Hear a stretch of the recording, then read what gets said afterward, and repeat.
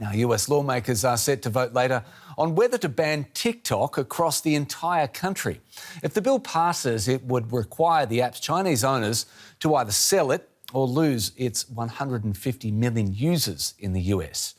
Over the last year, many countries have restricted access to TikTok, citing concerns over security and China's potential influence on the platform. DW reporter Daniel Mutetti has more from Washington. A decision that might influence how Americans consume their digital content.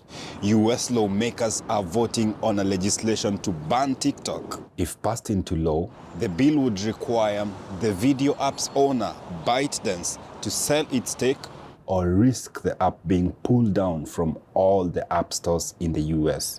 The video app is hugely popular.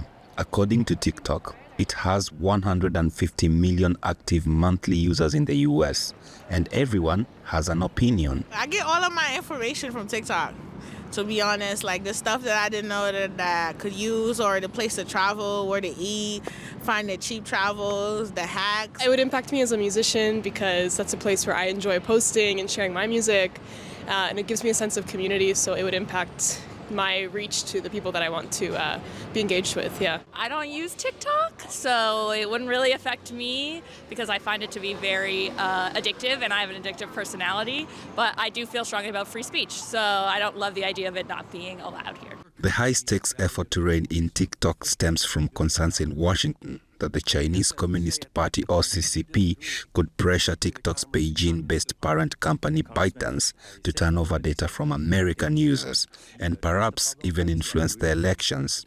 A recent Senate Intelligence Committee hearing featured this exchange. Isn't it true that under Chinese law, the Chinese Communist Party says that data that you're gaining access to in order to make your algorithm work, we want a copy of that data?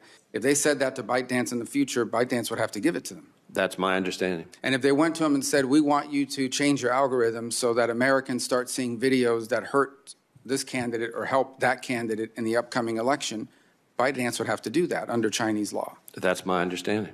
But opponents of the ban argue that this legislative push to bar TikTok's use could infringe on free speech rights. In a letter to Congress, several organizations dedicated to civil liberties, digital rights, and anti-censorship organizations said, if passed by Congress and enacted into law, a nationwide ban on TikTok would have serious ramifications for free expression in the digital sphere, infringing on Americans' First Amendment rights and setting a potent and worrying precedent in a time of increased censorship of Internet users around the world. The Center for Democracy and Technology was one of the signatories of that letter. Those 150 million people would be banned from access to a global conversation in which they have been participating.